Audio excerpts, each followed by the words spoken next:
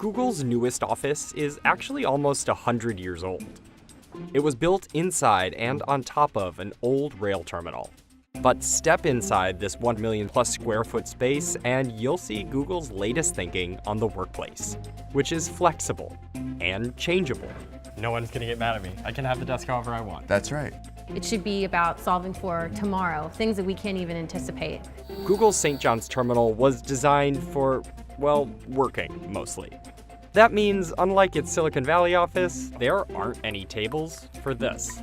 No ping pong in this? I mean, I brought my own paddles. We took a tour with the project's leads to get a closer look.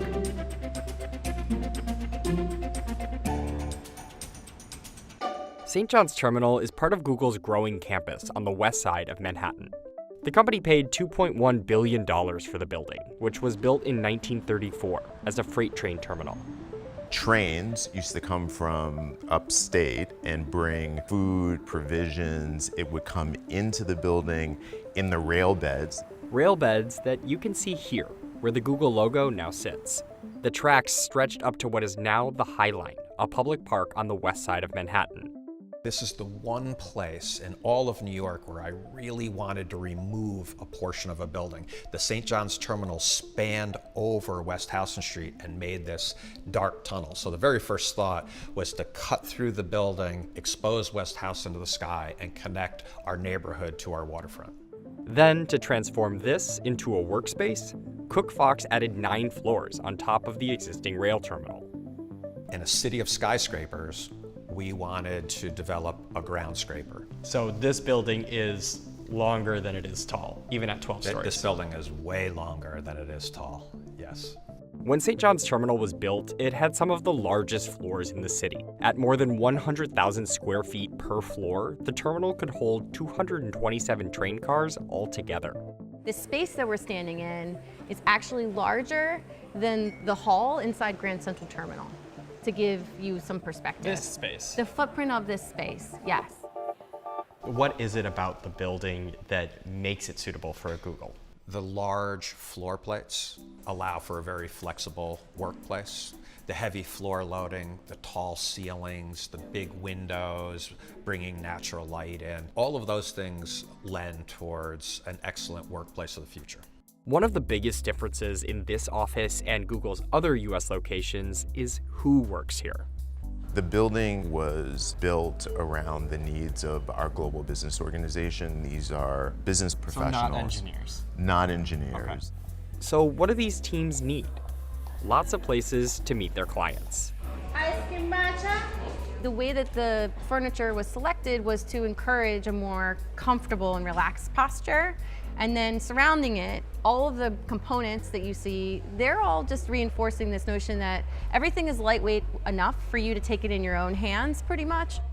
I think it just lowers the temperature and the sense of intensity that often comes with business interactions. You can immediately grab a coffee and have your meeting.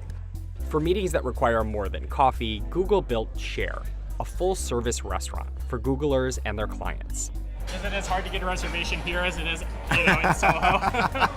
It's a little easier here. Of course, there are spaces with actual desks and meeting rooms for Googlers. Here, those spaces are called neighborhoods. And each team has one of their own. And that team decides how they want to configure the neighborhood, the mix of fixed desks versus more informal workspaces, communal tables, those sorts of things. So it would be possible for me to move a desk. Do you want to move a desk? I want to Let's move a desk. Let's move a desk. That corner.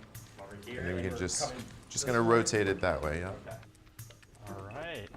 I can have the desk however I want. That's right.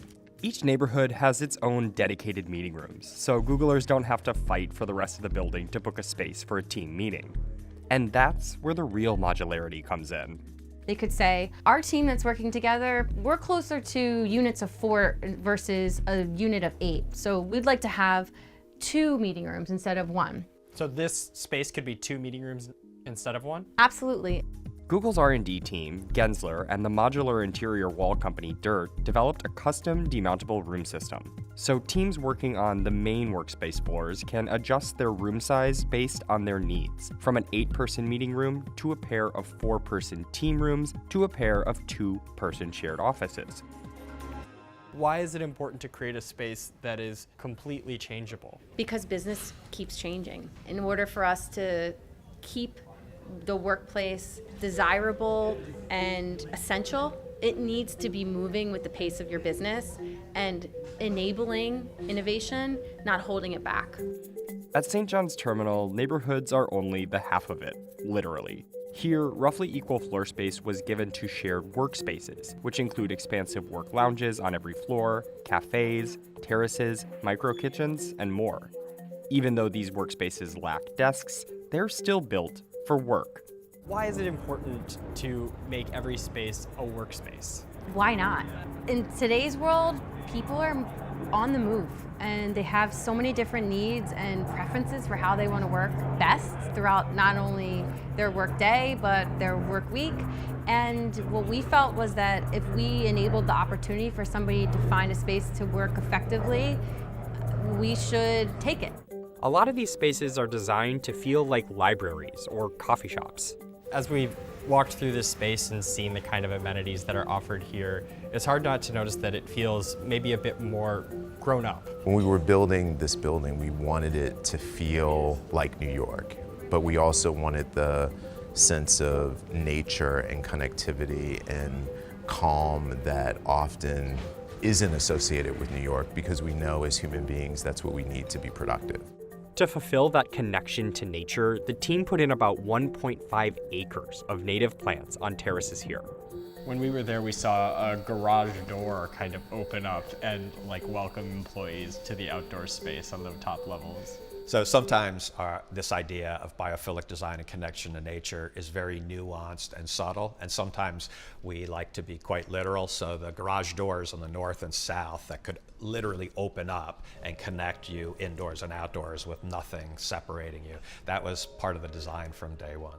Of course, these gardens offer more than just plants. Even though St. John's Terminal is 12 floors, the open space around it allows clear views in all directions. It's hard not to notice your place in the city. There are so many options for office buildings in this city, and we looked at so many before zeroing in on this particular building. It's incredibly special in the real estate footprint of the overall city. One of the most important things is how this building is of New York. And many people have a bias thinking about tech companies from the West Coast having an introverted quality to them. And I believe St. John's Terminal is fundamentally different in that it's absolutely integrated and part of a neighborhood. The addition of St. John's Terminal has made Google's New York operational footprint the second largest after its home base in Silicon Valley. Is Google just trying to take over the West Side? No, not quite. I think we're done for a while. What Google has tested here with modular design may be replicated in any of its future offices. But by then, St. John's Terminal could look quite different. So if you come back here in 10 years and things look different inside, but you're just here for lunch, that's success. That's success.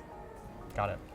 This space should patina in a way that none of us can predict, but is going to be the most beautiful outcome because the Googlers did it.